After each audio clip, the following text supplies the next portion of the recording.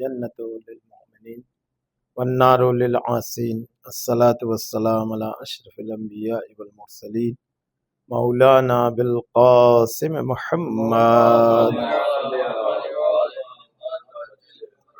أما بعد فقد قال الله سبحانه وتعالى في كتابه الكريم وهو أصدق القائلين وقوله الحق. بسم الله الرحمن الرحيم فاستبقوا الخيرات. مومنین کرام، ہمارا یہ درس نہج البلاغہ موضوع ہے، اور نہج البلاغہ میں بھی یہ وعدہ کیا تھا جو اس سے قبل درس ہوا تھا کہ مولا امیر المومنین حضرت علی ابن ابی طالب علیہ السلام شہادت کے موقع پر جو مولا نے بستر شہادت سے پیغام دیا ہمیں اور آپ کو، اس پیغام کو آپ تک پہنچانا ہے، جو مشہور ہے مولا امیر المومنین کے وصیت کے عنوان سے کہ مولا امیر المومنین کی وصیت۔ اور یہ وصیت ایسی ہے کہ جو حالات حاضرہ میں ابھی جو کچھ ہو رہا ہے دنیا میں وہ بھی اسی کے تحت ہے، اور مولا نے زیادہ تر جتنے احتجاج ہوئے رہبر معظم کی شہادت کے موقع پر، تو جو علماء کرام نے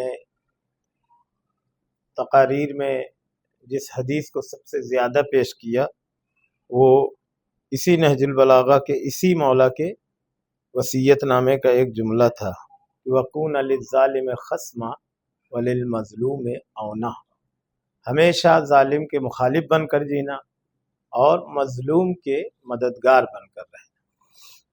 تو سوچا یہی تھا کہ یہی آپ کی خدمت میں پیش کریں گے اور بہت جلدی اس وصیت نامے کو مکمل کریں گے۔ جب مولا کائنات کے سر پہ ضربت لگی، مولا کائنات کو گھر لایا گیا، بستر شہادت پر مولا ہے، اس وقت مولا کائنات نے وصیت کچھ کیا ہے امام حسن اور امام حسین کو۔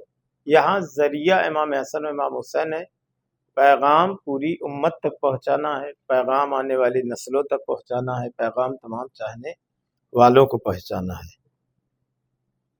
پہلا جو جملہ مولا نے فرمایا وہ اوصیکما بتقوی اللہ، تقوی الہی کی اتنی عظمت اور فضیلت ہے کہ پہلی وصیت جو مولا امیر المومنین نے کیا وہ تقوی الہی کی وصیت کیا ہے کہ ہمیشہ تقوی الہی سے جڑے رہنا، یعنی ہمیشہ تقوی الہی اپنے اندر تقوی پیدا کرنا، ہمیشہ تقوی الہی کے ساتھ رہنا، خدا سے ڈرتے رہنا۔ تقوی الہی یعنی خدا سے ڈرتا رہنا، خوف خدا رکھنا۔ پھر امام فرماتے وَأَلَّا تَقْوَيَ الدُّنْيَا وَإِن بَغَتْكُمْ، اور دنیا کی طرف مائل نہ ہونا اگرچہ دنیا تمہاری طرف مائل ہو۔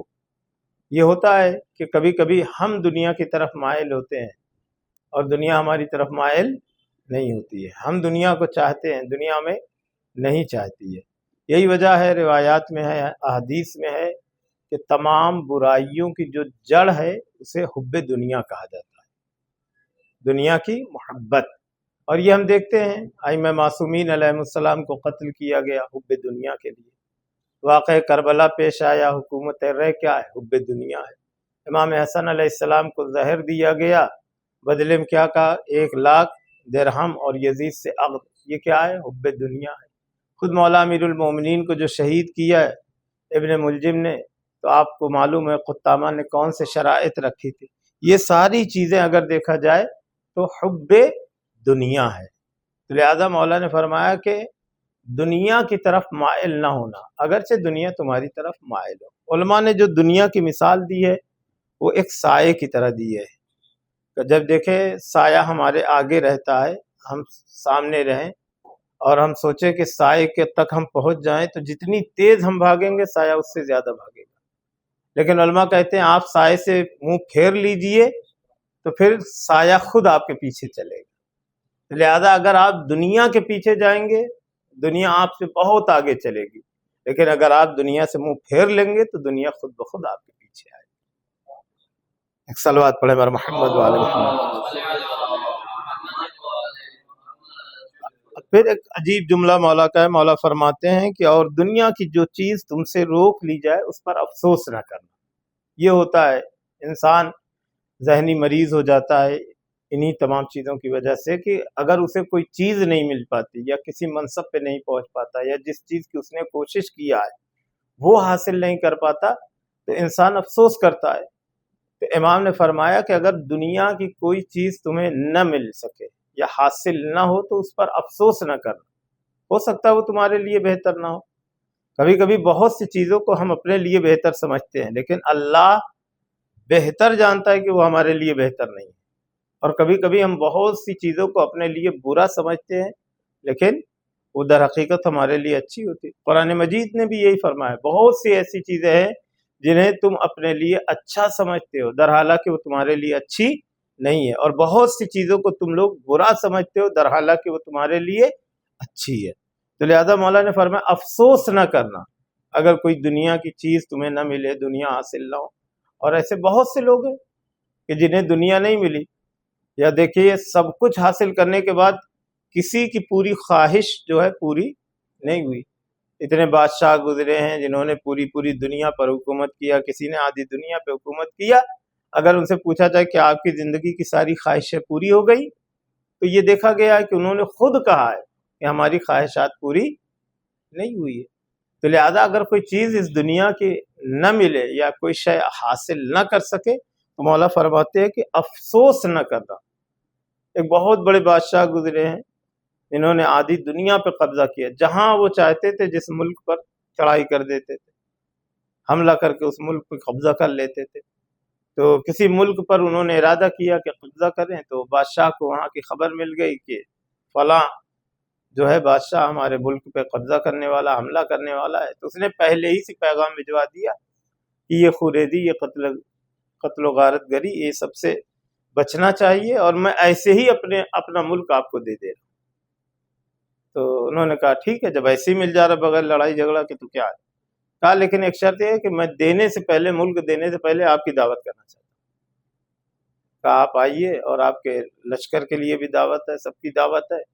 لشکر کے لیے ایک الگ مقام پہ انتظام، بادشاہ کے لیے ایک مقام پہ الگ انتظام۔ جب دسترخوان پر آ کے بادشاہ بیٹھے تو دیکھا کسی میں ہیرے ہیں، کسی میں جواہرات ہے، کسی میں سونا ہے، کسی میں چاندی ہے، اور قیمتی جواہرات دسترخوان پہ سجا دی۔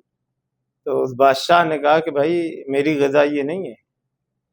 تو جس ملک پہ حملہ کرنے والے تھے اس بادشاہ نے کہا بھائی آپ تو سنا ہے حملہ اسی لیے کرتے ہیں کہ اس ملک کو لوٹ لیں، میں تو سمجھا یہی ہے۔ بولے نہیں، میری غذا بھی وہی ایک پاؤ آٹا ہے۔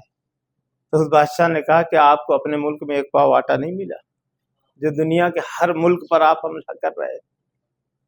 تو یہ ہے۔ تو انہوں نے کہا کہ ہم تو عزت چاہتے ہیں۔ پھر انہوں نے کہا کہ عزت ان تمام چیزوں میں نہیں ہے، عزت اللہ نے تقوی الہی میں رکھا ہے، خوف خدا میں اللہ نے۔ لہذا دنیا کا اس انسان سے آپ سوال کیجئے جس نے سب کچھ ظاہراً حاصل کر لیا ہو، وہ بھی افسوس کرے گا کہ ہمیں یہ چیز نہیں ملی۔ تو مولا اسی لیے منع کر رہے ہیں کہ اگر کوئی چیز تمہیں حاصل نہ ہو تو اس پر افسوس نہ کرنا۔ افسوس کر لیں گے تو انسان کمال اور بلندی تک نہیں پہنچ سکتا۔ پھر امام فرماتے ہیں وقول بالحق، ہمیشہ حق بولو، حق کے ساتھ رہو اور ہمیشہ حق بولو۔ یہ ایک دم سادہ سی بات ہے کہ اس میں یہ نہیں کہا مولا نے کہ ایسے حالات ہو جائیں تو یہ نہیں، امام نے فرمایا ہمیشہ حق بولو، جب بھی گفتگو کرو حق کی گفتگو کرو، اس لیے کہ اللہ حق کو پسند کرتا ہے۔ اور اس کے بعد امام فرماتے ہیں وَاعْمَلَ لِلْأَجْرِ، اور جب بھی کوئی عمل کرو تو اجر کے لیے کرو۔ اجر کسے کہتے ہیں؟ ثواب۔ ثواب کس کے ہاتھ میں ہے؟ اللہ کے ہاتھ میں۔ یعنی مولا فرما رہے ہیں کہ ہمیشہ عمل جو کرو وہ اللہ کی ذات کے لیے کرو۔ جب ہمارے ذہنوں میں عمل کے بعد اجر کا خیال رہے گا، ثواب کا خیال رہے گا، تو پھر وہ عمل اللہ کے حکم کے مطابق ہوگا، اللہ کے حکم کے مخالف نہیں ہوگا۔ یعنی ہمارا وہ عمل اللہ کے لیے ہوگا، غیر اللہ کے لیے نہیں ہوگا، اس لیے کہ ثواب اللہ کے ہاتھ میں ہے، اجر اللہ کے ہاتھ۔ پھر وہی جملہ وہ آیا وَكُونَ لِلظَّالِمِ خَصْمًا، ہمیشہ ظالم کے مخالف بن کر رہو، وَلِلْمَظْلُومِ عَوْنًا، اور ہمیشہ مظلوم کے مددگار بن کے رہو۔ یہاں یہ بھی نہیں ہے کہ ظالم اگر تمہارا ہم مذہب ہو تو اس کے مخالف نہ بننا، نہیں، ظالم ہے اس کے مخالف بن کے، چاہے وہ آپ کی فکر کا ہو، چاہے مذہب کا ہو، چاہے مکتب کا ہو، اگر وہ ظالم ہے تو اس کے مخالف بن کر جیے۔ یعنی ایسا نہیں ہے کہ کوئی اپنا ہے، نام کا مسلمان ہے یا صرف شکلاً مسلمان ہے اور ظالم ہے تو ہم خاموش بیٹھ جائیں، ہم اس کے خلاف کچھ نہ بولیں۔ نہیں، ظالم ہے چاہے وہ جس مذہب کا ہو اور ہمیں اس کی مخالفت کرنی ہے۔ اسی کے بعد مولا فرماتے وَلِلْمَظْلُومِ أَوْنَا، مظلوم کی مدد کرو۔ یہاں بھی مولا نے کلی طور پر کہا ہے کہ جہاں بھی مظلوم ہو، جو بھی مذہب ہو، جو بھی فرقہ ہو، جو بھی مکتبہ فکر سے تعلق رکھتا ہو، اگر مظلوم ہے تو اس کے مددگار بنو، اس کے ساتھ ہو جانا۔ یہ امام کا جملہ بہت ہی خاص ہے، اور سمجھ لیجئے یہ پوری وصیت نامے کا دل ہے، یہ مولا کا یہ فقرہ قلب ہے، پوری وصیت نامے کا قلب ہے، دل ہے۔ وَكُونَ لِلظَّالِمِ خَصْمًا وَلِلْمَظْلُومِ أَوْنَا۔ پھر امام فرماتے ہیں، اب یہاں پہ یہ پیغام وہی ہے کہ بہت سے لوگ یہ سمجھتے ہیں کہ یہ وصیت صرف امام حسن اور امام حسین کے لیے۔ امام فرماتے ہیں اوصیکما وجمیع ولدی واہلی ومن بلغہ کتابی بتقوی اللہ ونظم امرکم، میں تم دونوں کو، اپنی دوسری اولادوں کو، اپنے کنبے کے افراد کو، جن لوگوں تک میرا یہ نوشتہ، میرا یہ وصیت نامہ پہنچ رہا، ان سب کو وصیت کرتا ہوں پھر تقوی الہی کی، اللہ سے ڈرتے رہنا اور اپنے امور کو منظم رکھنا، اپنے کاموں میں نظم رکھنا، یعنی کاموں کو صحیح انداز سے منظم، یعنی جو چیز جیسے انجام دینی چاہیے ویسے انجام دیں۔ جیسے ہم لوگ نہیں ہیں منظم کرتے ہیں کہ اتنے بجے قرآن خوانی ہے، اتنے بجے مجلس ہے، اتنے بجے نہیں، یعنی ہمیشہ اپنے کاموں کو، نہ صرف یہ کہ مذہبی کام، زندگی کے امور کو مولا فرما رہے ہیں اپنی زندگی کے امور کو منظم رکھو۔ ایسا نہیں کہ کوئی ہم نے کام کا ارادہ کیا، اب صبح میں ہمیں سستی ہو رہی ہے اور عجیب سا محسوس ہو رہا کہ کون جائے، اب سو گئے، اب ہمارے 1 گھنٹہ سو جانے سے وہ تمام نظم جو تھا وہ بگڑ گیا۔ تو لہذا مولا کی یہ وصیت ہے کہ اپنے کاموں کو منظم رکھیے، یعنی نظم کے ساتھ اپنی زندگی کو بسر کیجیے۔ نظم کو اسلام بہت زیادہ پسند کرتا ہے، یہی وجہ ہمارے بہت سے ایسے ذاکرین علماء بزرگ گزرے ہیں جن کے لیے ملتا ہے کہ وہ پوسٹر پر اپنی مجلس کا وقت پہلے سے خود پڑھ لیتے تھے اور اس ٹائم سرے وقت وہ ممبر کے قریب آ کے بیٹھ جاتے تھے۔ بہت سے ایسے علماء گزرے ہیں کہ جو 1 منٹ بھی انتظار نہیں کرتے تھے، جو ٹائم دیا ہے اگر کوئی نہیں آیا وہ خود ممبر پہ بیٹھ جاتے تھے۔ لیکن اب یہ ایسا ہونے لگا ہے کہ 1 گھنٹہ انتظار ہوتا، 2 گھنٹے انتظار ہوتا۔ محرم میں تو بہت زیادہ یہ سلسلے بڑھ جاتے ہیں کہ جو وقت دیا جاتا ہے اس وقت پر پروگرام شروع نہیں ہوتا ہے، مجلسیں شروع نہیں ہوتی ہیں۔ یہ کیا ہے؟ در حقیقت یہ نظم کے خلاف ہے، اور مولا فرماتے ہیں کہ اپنے کاموں کو منظم رکھو۔ پھر امام فرماتے ہیں اور باہمی تعلقات کو سلجھائے رکھو، جو ہمارے آپس کے تعلقات ہیں اس کا بھی خیال رکھنا ہے کہ ایسا نہیں ہے کہ ہم ایک دوسرے سے تعلقات کو خراب کر لیں۔ کبھی کبھی ہنسی مذاق میں بھی کوئی باتیں ہو جاتی ہے کہ جو دل تک پہنچ جاتی ہے، اثر انداز ہو جاتی ہے، انسان برا مان جاتا ہے۔ تو ان تمام چیزوں کا خیال رکھا گیا ہے کہ آپسی تعلقات، باہمی تعلقات کو ایک دوسرے سے کیا ہے؟ سلجھا کے رکھنا چاہیے، بہتر بنانا چاہیے۔ کیوں؟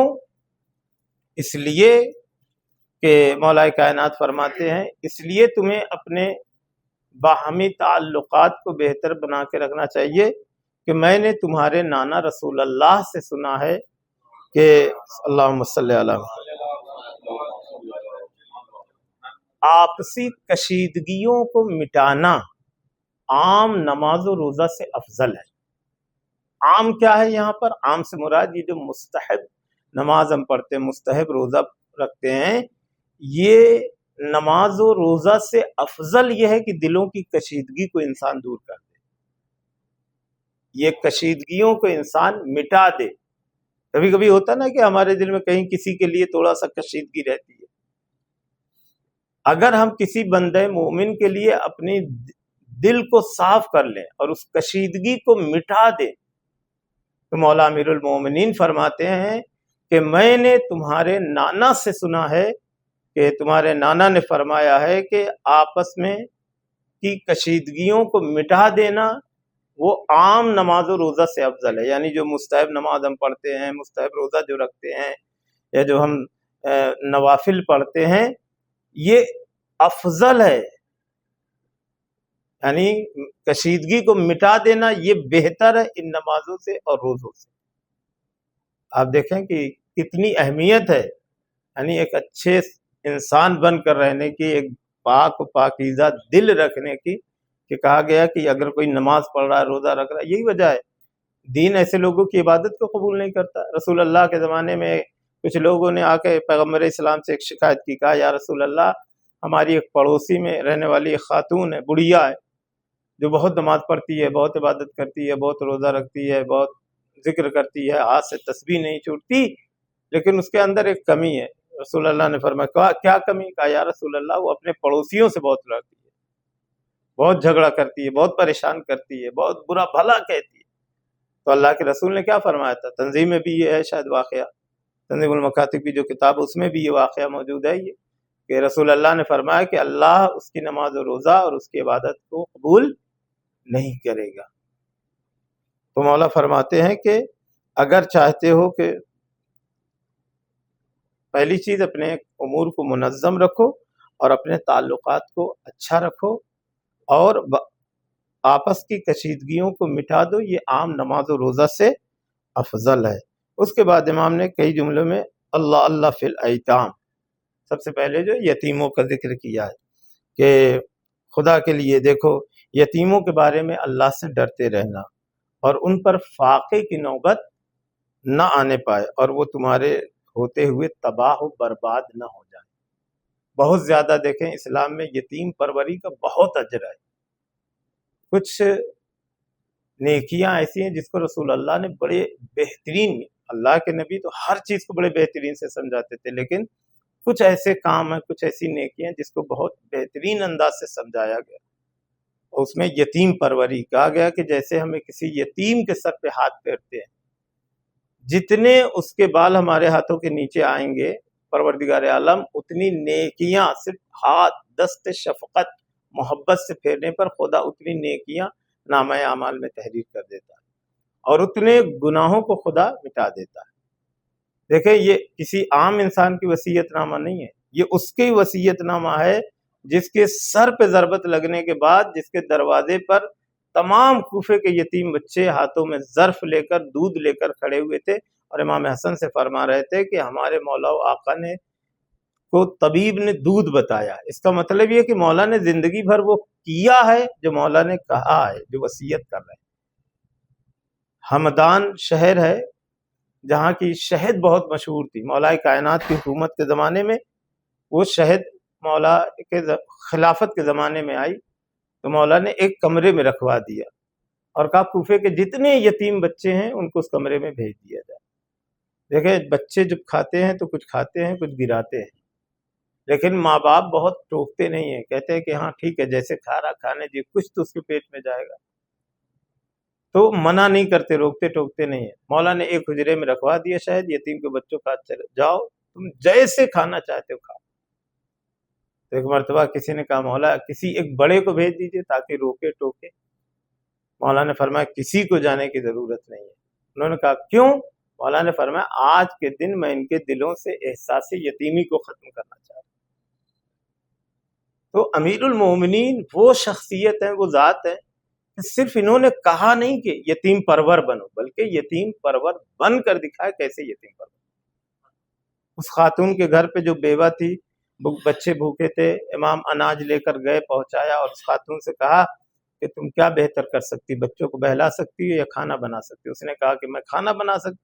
امام بہلانے لگے، اس کے یتیم بچوں کے لیے امام ناقہ بن گئے اور اس کے بعد جب کھانا تیار ہوا امام چھوٹے چھوٹے لوگوں میں بنا کر ان بچوں کو کھلایا. اور جب باہر نکلے تو جناب قمر نے پوچھا کہ مولا آپ کے لیے جتنا وقت آپ نے ان کے ساتھ گزارا، آپ کے لیے سب سے بہترین وقت کیا تھا، کون سا تھا، سب سے خوبصورت لمحہ آپ کے لیے؟ امام نے فرمایا میرے لیے سب سے خوبصورت لمحہ وہ تھا جب ان بچوں نے مجھے دیکھ کر وہ بچے مسکرائے. جب یتیموں کے لبوں پہ تبسم آیا وہ میرے لیے زندگی کا سب سے بہترین لمحہ تھا۔ تو مولا فرماتے ہیں اللہ سے ڈرتے رہنا یتیموں کے سلسلے میں، کہیں وہ تمہارے رہتے ہوئے بھوکے ضائع نہ ہو جائیں، یعنی اس دنیا سے چلے نہ جائیں اور وہ تباہ و برباد نہ ہو جائیں۔ پھر مولا فرماتے ہیں اللہ اللہ فی جیرانکم، دیکھو اپنے ہمسایوں کے بارے میں خدا سے ڈرتے رہنا، جو ہمارے پڑوسی ہوتے ہیں، پڑوسی کوئی بھی ہو۔ بہت سے لوگ کہتے ہیں نہیں ہمارے پڑوسی تو اہل سنت ہیں، کچھ کہتے ہیں ہندو ہیں، نہیں، پڑوسی کوئی بھی ہو ہمیشہ پڑوسیوں سے اچھے تعلقات انسان کو رکھنے چاہیے، یعنی تعلقات بہتر ہو، لڑائی جھگڑا نہ ہو کہ پتہ آنا جانا بھی بند ہو جائے، سب یہ ایسا نہیں ہونا چاہیے۔ امام پھر فرماتے ہیں میں نے تمہارے نبی نے برابر ہدایت کی ہے، اور پھر مولا فرماتے ہیں رسول اللہ نے پڑوسیوں کے بارے میں اس قدر تاکید کی کہ ہمیں یہ احساس ہونے لگا تھا کہ کہیں رسول اللہ میراث میں پڑوسیوں کو بھی نہ رکھ دیں کہ تمہاری زمینوں جیسے بہن کا حق ہے، بھائی کا حق ہے، ان کا حق ہے، اس میں پڑوسیوں کا بھی حق ہے۔ مولا فرماتے ہیں اتنی تاکید رسول اللہ سے ہم نے سنی ہے پڑوسیوں کے بارے میں کہ ہمیں یہ احساس ہونے لگا کہ کہیں رسول اللہ ورثے میں بھی میراث میں بھی پڑوسیوں کو شریک نہ دے دے۔ پھر امام فرماتے اللہ اللہ فی القرآن، دیکھو قرآن کے بارے میں اللہ سے ڈرتے رہنا، کہیں ایسا نہ ہو کہ دوسرے اس پر عمل کرنے میں تم پر سبقت لے نہ جائے، یعنی قرآن جس سے آج ہم غفلت ہیں۔ قرآن بافضیلت کتاب بھی ہے اور قرآن مظلوم کتاب بھی ہے، قرآن کی فضیلت بھی ہے بہت زیادہ، قرآن کی مظلومیت بھی بہت زیادہ۔ قرآن میں خود ہے کہ نبی مکرم روز قیامت قرآن شکایت کرے گی، قرآن شکایت کرے گا کہ اے اللہ اس قوم نے مجھے چھوڑ رکھا تھا، اور شکایت کرنے والے اس سے پہلے درس میں عرض کیا تھا شکایت کرنے والوں میں 3 چیزیں شکایت کریں گی۔ مسجد شکایت کرے گی، میں ان کے درمیان تھی، انہوں نے آباد نہیں کیا، برباد کر رکھا تھا۔ اللہ کی کتاب شکایت کرے گی کہ میں ان کے درمیان میں تھی لیکن مجھے زینت بنا دیا تھا، الماریوں کی زینت الماری ہو گیا تھا۔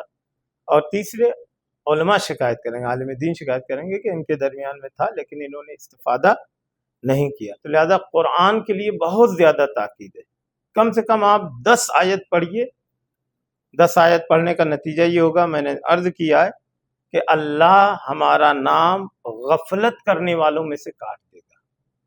حدیث ہے کہ جو انسان روزانہ 10 آیات کی تلاوت کرتا ہے پروردگار عالم اس کا نام غافلوں کی فہرست سے کاٹ دیتا ہے۔ تو لہذا اگر ہم بہت زیادہ نہیں پڑھ پا رہے ہیں تو کم سے کم 10 آیات تو ہم روزانہ تلاوت کر ہی سکتے ہیں، تو 10 آیات پڑھیں تاکہ ہمارا شمار غافلوں میں نہ ہو۔ پھر امام فرماتے ہیں کہ اللہ اللہ فی الصلاۃ، یعنی نماز جو ہے، نماز کے بارے میں اللہ سے ڈرنا، کیونکہ وہ تمہارے دین کا ستون ہے۔ کسی بھی حالت میں ہمیں اپنی نماز کو جو اللہ نے واجب کیا ہے اسے ہمیں نہ سبک محسوس کرنا ہے نہ اسے ترک کرنا ہے، اور خود یہ وصیت ہے، جیسے کیسے ہم اپنے باپ کی وصیت پر عمل کرتے ہیں اور یہ چاہتے ہیں ہمارے باپ کی ہر وصیت پر عمل ہو، جو جو ان کی خواہش، جو جو ان کی آرزو ہو۔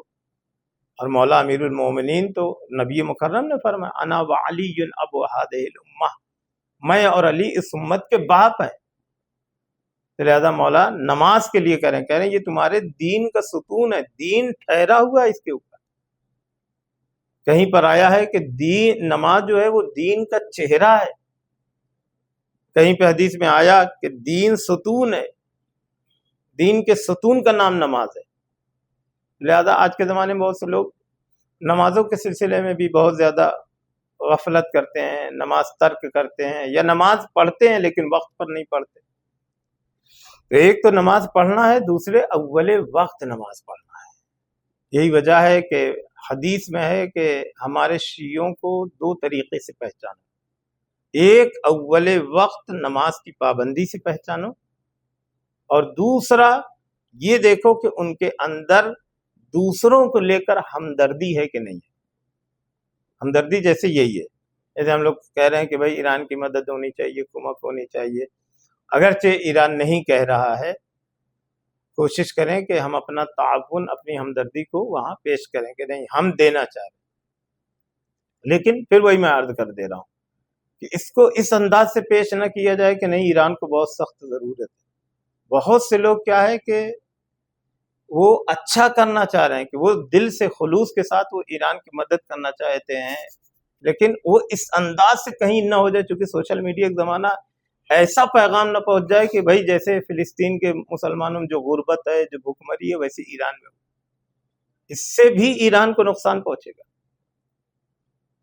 ایران کو اس سے بھی نقصان پہنچے گا. اگر مدد کر رہے ہیں تو خفیہ طریقے سے چھپ کر مدد کریں، اور جس طریقے سے مدد کریں، لیکن اتنا نہ پہنچائیں کہ ہر گروپ میں سوشل میڈیا پہ اس طرح ڈال دیں کہ وہ چیزیں لوگوں تک اس انداز میں پہنچے کہ گویا بھوک مری ہے، کہ اگر لوگوں سے تعاون مانگا جا رہا ہے کہ اگر نہ پہنچا تو کیا ہوگا.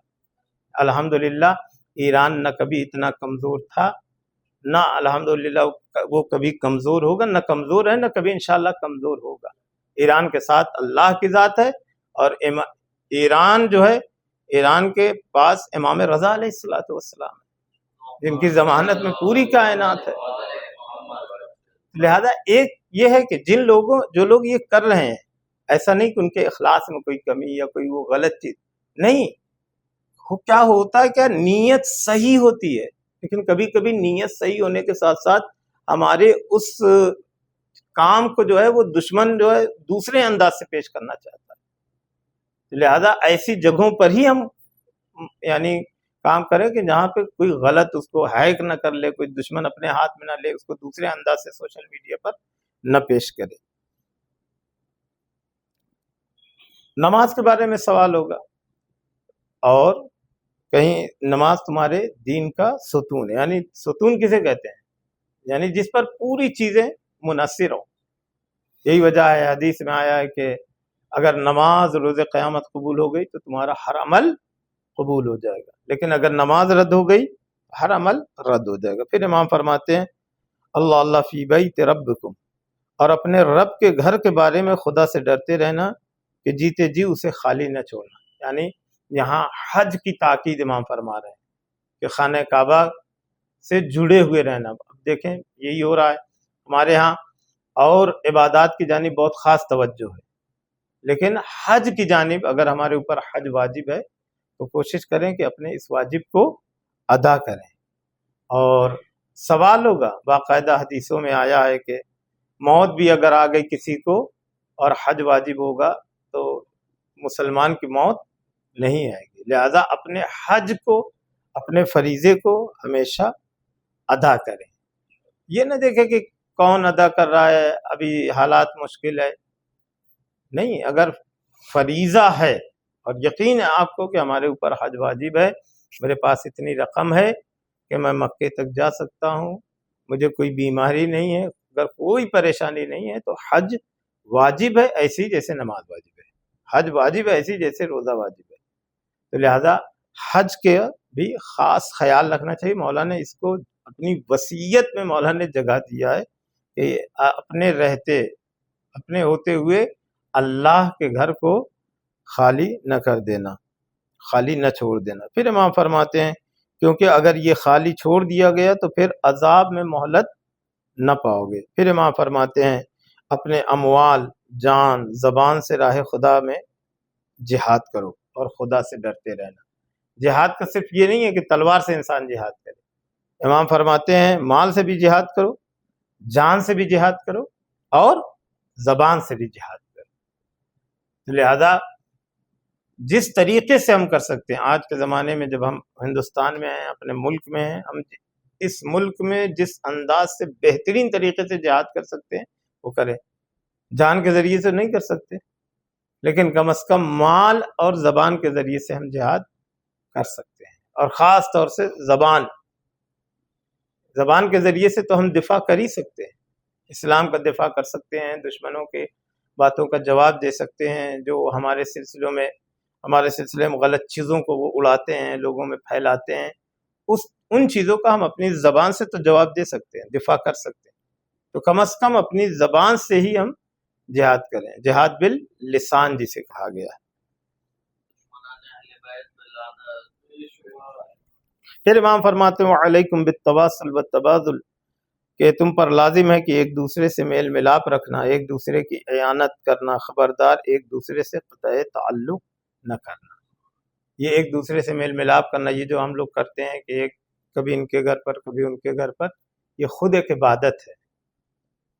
ایسے بہت سے افراد آپ کو ہمارے حیدرآبادی میں مل جائیں گے جو ایک کونے میں جا کے بس گئے ہیں، کسی سے کوئی تعلق نہیں، کسی سے کوئی رشتہ نہیں، اور خاموشی سے وہ بس اپنے کام میں مصروف ہے، اپنے کاموں میں مشغول ہیں، وہ ان چیزوں کی جانب توجہ نہیں دیتے۔ جبکہ ایک دوسرے سے ملنا، ایک دوسرے سے ملاقات کرنا، ایک دوسرے کے چہرے کی زیارت کرنا، مومن کا ایک دوسرے کو دیکھنا بھی عبادت ہے۔ اس سے کیا ہوتا ہے؟ ایک بہترین سماج، ایک خوبصورت معاشرہ نکھر کر سامنے آتا ہے۔ اور مولا فرماتے ہیں ایک دوسرے سے میل ملاپ رکھنا، ایک دوسرے کی اعانت کرنا، یعنی ایک دوسرے کی مدد کرنا۔ دیکھیں مدد ہمیشہ ایسا نہیں ہوتی کہ مالی امداد کی جائے، مشورے کے ذریعے سے، جیسے اگر ہم میں سے کسی ایک کو کوئی مشکل آ جاتی ہے تو ہم یہ چاہتے ہیں کہ وہ مشکل حل ہو جائے۔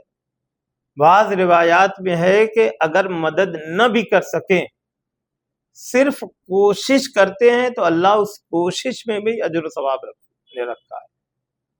جو ہم گھر سے نکلتے ہیں، ہو سکتا ہے ہمیں معلوم ہے کہ ہم جس مدد کے لیے گھر سے باہر نکل رہے ہیں ہمارے امکان میں نہیں ہے کہ ہم مدد کر سکیں، پھر بھی ہم کوشش کرتے ہیں، تو کہتے ہیں کوشش کرنا بھی اجر و ثواب رکھتا ہے۔ اسی لیے عزیزان ایمان، اور مومن کو دل بھی خوش ہوتا ہے جب ہم کسی کی اعانت کریں گے، کسی کی مدد کریں گے تو خوش ہوگا۔ اور حدیث میں آیا ہے نماز کے بعد، بڑی خوبصورت یہ حدیث ہے کہ نماز کے بعد سب سے بہترین عبادت یہ ہے کہ کسی مومن کو خوش کیا جائے۔ کسی مومن کو خوش کرنا نماز کے بعد یہ افضل ترین عبادت ہے، نماز کے بعد یہ بہترین عبادت ہے۔ یہ حدیث ہے کہ نماز کے بعد سب سے بہترین عبادت کسی مومن کو خوش کرنا، یعنی صرف لفظوں کے بھی ذریعے سے اگر کوئی خوش کر رہا ہے تو اسے بھی پسند کیا گیا، یعنی اگر کسی لفظ کے ذریعے سے مومن کو خوش کیا۔ ہاں یہ والا نہیں خوش کیا کہ کسی کی توہین کر دی جائے، کسی کی بات کو پکڑ کر کچھ غلط کمنٹ کر دیا جائے، لوگ ہنسنے لگے، یہ خوشی نہیں ہے، اسے توہین کے زمرے میں لایا جائے گا۔ تو لہذا مولا بس یہ آخری جملے ہیں، یہ ختم ہو رہا ہے خود وصیت نامہ۔ پھر امام فرماتے دیکھو امر بالمعروف نہی عن المنکر کو ترک نہ کرنا، امر بالمعروف نہی عن المنکر، یہ سماج کے لیے سمجھ لیجیے یہ ان کی اہمیت بہت زیادہ۔ امر بالمعروف یعنی نیکی کی ہدایت کرنا، دعوت دینا، اور نہی عن المنکر یعنی برائی سے روکنا۔ بہت سے لوگ چشم پوشی کر لیتے ہیں ان دونوں چیزوں، ہمیں کیا ضرورت ہے کسی کو، اللہ نے انہیں عقل دیا ہے۔ اگر اللہ اسی چیز کو بنیاد بناتا تو کبھی اللہ امر بالمعروف کو واجب قرار نہ دیتا، نہی عن المنکر کو واجب قرار نہ دیتا۔ امر بالمعروف نہی عن المنکر کس چیز میں؟ فروع دین میں۔ فروع دین میں کیا ہے؟ نماز ہے، روزہ ہے، حج ہے، زکوٰۃ ہے، خمس ہے، جہاد ہے، پھر امر بالمعروف نہی عن المنکر، ایسے ہی واجب ہے جیسے یہ تمام چیزیں واجب ہے، یعنی اچھائیوں کی دعوت دینا اور برائیوں سے روکنا۔ لہذا برائیوں سے روکنا اور نیکیوں کی دعوت دینا، اس کا بھی حکم مولا امیر المومنین نے فرمایا کہ اسے ترک نہ کرنا، ورنہ بد کردار تم پر مسلط ہو جائیں گے، اور پھر اگر تم دعا مانگو گے تو قبول نہیں ہوگی۔ امر بالمعروف اور نہی عن المنکر سے اگر پیچھے ہٹے تو بد کردار افراد تم پر مسلط کر دیے جائیں گے، اور جو تم دعا کرو گے خدا اس دعا کو قبول نہیں کرے گا۔ تو اگر ہماری دعائیں قبول نہیں ہو رہی تو یہ سمجھے کہ کہیں ہم امر بالمعروف نہی عن المنکر سے پیچھے تو نہیں ہیں، ہم انہیں ترک تو نہیں کر دیا۔ بد کردار تقریباً اگر دیکھا جائے تو مسلط ہی ہے، بد کردار تو مسلط ہی ہیں، اور تقریباً اگر دیکھا جائے تو دعائیں بھی ہمیں یہی ایسا تو کہ بہت سی دعائیں ہماری قبول نہیں ہو رہی، زیادہ تر دعائیں قبول نہیں ہو رہی۔ اس کا صاف سا مطلب جس جذبے کے ساتھ ہم نماز پڑھتے ہیں، جس جذبے کے ساتھ ہم روزہ رکھتے ہیں، جس جذبے کے ساتھ ہم حج کرتے ہیں، عبادت کرتے ہیں یا دیگر تمام نیک کاموں کو انجام دیتے ہیں، میں یقین کے ساتھ کہتا ہوں کہ اس جذبے کے ساتھ نہ ہم امر بالمعروف کرتے ہیں، نہ نہی عن المنکر کرتے ہیں، نہ نیکیوں کی دعوت دیتے ہیں، نہ برائیوں سے روکتے ہیں۔ کہیں نہ کہیں ہمارے قدم یہ سوچ کے رک جاتے ہیں ہم سے کیا مطلب ہے، وہ بھی تو صاحب عقل ہیں، انہیں خود سوچنا چاہیے۔ نہیں، امر بالمعروف واجب ہے، نیکی کی دعوت دینا واجب ہے، ہمارا سمجھانا واجب ہے، ہمارا حجت تمام کرنا واجب ہے۔ اگر ہم کسی کو دیکھ رہے ہیں کہ وہ برائیوں میں مبتلا ہے تو ہمارے اوپر واجب ہے کہ ہم اسے برائیوں سے روکیں، ہم سمجھائیں، ہم حجت تمام کریں۔ اس کے باوجود اگر وہ نہ مانے تو پھر اللہ کی ذات پر چھوڑ دیں، لیکن کم از کم ہم روز قیامت یہ تو کہہ سکے کہ اے اللہ، ہم نے اس واجب کو ترک نہیں کیا تھا، ہم نے امر بالمعروف کیا، ہم نے نہی عن المنکر کیا، ہم نے نیکیوں کی دعوت دی، ہم نے برائیوں سے روکا۔ اب چاہے وہ نیکیوں کی دعوت پر آیا یا نہیں آیا، اس نے برائی کو ترک کی یا نہیں کی، وہ الگ مسئلہ ہے، لیکن ہم نے تو اپنی ذمہ داری کو ادا کیا، ہم نے تو اپنے فریضے کو ادا کیا۔ اس کا خیال رکھیں۔ مولا فرماتے ہیں اگر امر بالمعروف نہی عن المنکر کو ترک کیا تو بد کردار افراد تم پر مسلط ہو جائیں گے اور تمہاری کوئی دعا خداوند کریم قبول نہیں کرے گا۔ اب اس کے بعد مولا فرماتے ہیں یا بنی عبد المطلب، اے عبد المطلب کے بیٹو، ایسا نہ ہو کہ تم امیر المومنین قتل ہو گئے، امیر المومنین قتل ہو گئے، نعرے لگاتے ہوئے مسلمانوں کے خون سے ہولی کھیلنے لگو۔ یہ امام علی کے عدالت اب یہاں سے گویا زبان عدل بول رہی ہے۔ مولا نے فرمایا اے بنی عبد المطلب، میری شہادت کے بعد ایسا نہ ہو کہ تلوار نکال کر ہر طرف خوریزی اور ایک دوسرے کا خون بہاؤ، یہ کہہ کر کہ امیر المومنین قتل ہو گئے، امیر المومنین قتل ہو گئے۔ مولا فرماتے ہیں ایسا نہ کرنا، میرے بدلے میں صرف میرا قاتل ہی قتل ہو، جس نے میرے سر پہ ضرب چلائی، یعنی اگر کوئی گنہگار ہے تو یہ ابن ملجم ہے، میرے قاتل ہی سے بدلہ لیا جائے۔ اور اس کے بعد فرماتے ہیں اگر میں اس ضرب سے شہادت میری ہو جائے، یعنی میں اس دنیا سے چلا جاؤں، جو ضرب اس نے مجھ پر لگائی ہے، اگر میں اس ضرب کی تاب نہ لا سکوں اور اس دنیا سے چلا جاؤں تو تم اس ایک ضرب کے بدلے میں ایک ہی ضرب لگانا۔ ایسا بھی نہیں ہے کہ تب تک اسے مارتے رہنا جب تک وہ مر نہ جائے، جب تک قتل نہ ہو جائے، جب تک ختم نہ ہو جائے، کئی ضربیں نہیں، مولا نے فرمایا ایک ضربت کے بدلے ایک ضرب ہی اس پر لگانا اور اس شخص کے ہاتھ پیر نہ کاٹنا، کیونکہ میں نے رسول اللہ سے سنا ہے خبردار کسی کے ہاتھ پیر نہ کاٹنا، خواہ وہ کاٹنے والا کتا ہی کیوں نہ ہو۔ یہاں پر اب انسان یہ سمجھے کہ ایک جانور کی مثال دیا گیا ہے کہ اگر وہ جانور ایک کتا ہی کیوں نہ ہو، اگر وہ کاٹ لے تب بھی اسے اس کے بھی ہاتھ اور پیر کو مت کاٹنا۔ اب یہیں سے انسان اندازہ لگا سکتا ہے، کچھ ذہنوں کو اگر پہنچا سکتا ہے تو انسان کربلا پہنچا دے، جو جیسا وحشت ناک طریقے سے جو ظلم کیا گیا کربلا معلیٰ میں، وہ امام ایسے عادل امام، ان اللہ یامر بالعدل والاحسان، اللہ عدل کا حکم دیتا ہے، احسان کرنے کا حکم دیتا ہے۔ عدالت ایسی کہ مولا فرماتے ہیں میرے قتل کے بدلے میں صرف میرا ذمہ دار کون ہوگا؟ میرا قاتل، ایک ضرب کے بدلے صرف ایک ضرب لگے اور اس کے بعد اس کے ہاتھ پیر کو نہ کاٹنا۔ لہذا جو کیا گیا کربلا میں، جو ظلم ڈھائے گئے سید الشہداء پر، امام حسین پر، اصحاب و انصار پر، آپ دیکھ لی خود مولا عباس کے جو مصائب پڑھے جاتے ہیں اس میں کیا کہا جاتا ہے، وہ ساری چیزیں ہیں۔ اس کا مطلب کہ ان لوگوں کا اسلام سے دور دور تک کا کوئی تعلق، کوئی رشتہ نہیں تھا۔ یہ مولا کی وصیت تھی، صرف ایک پیج کی تھی۔ اگر دیکھا جائے تو کوشش کریں گے سال آئندہ یا ہمیں جب بھی کبھی موقع ملے اور ہم دیکھیں کہ سماج اچھائیوں سے دور ہو رہا، برائیوں کے قریب ہو رہا ہے، تو تبرک میں تقسیم کرنے کے لیے یہ ایک وصیت نامہ بھی ہے۔